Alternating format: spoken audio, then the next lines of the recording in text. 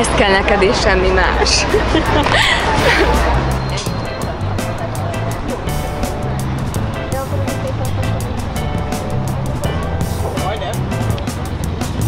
Egy énekes barátom javasolt, hogy éneklés közben, koncert közben, hogy az ember minden dal után egy-egy korty bort megiszik, akkor nem reked a koncert végéig. És én korábban nagyon berekedős voltam, és ezzel a borral próbáltam ki, és bejött. Úgyhogy ez nekem egy nagyon pozitív élmény volt. Jó. Hát mindenkit arra bíztatnék, hogy merje kimondani azt a szót egy borral kapcsolatban, akkor is, hogyha nem végzett sommelier iskolát, vagy nem tudom, nem minden a bor kézikönyveket forgat, hogy egyszerűen egy bor finom. Ezt nyugodtan lehet mondani a magyar nyelv nemes egyszerűségével. Ez szerintem fontos. És igaz is.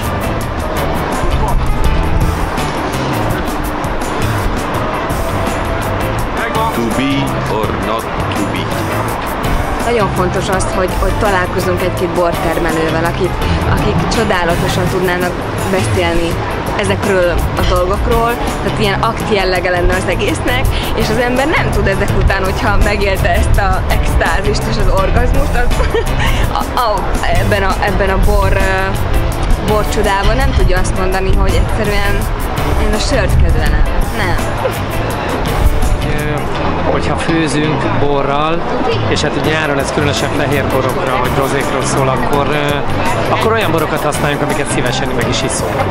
Mert azt hiszem ez az az alapszabály, amit hogyha betartunk, akkor rájövünk, hogy igazából ahogy jó alapanyagokból lehet jót főzni, ugyanígy jó borból lehet jó ételt csinálni.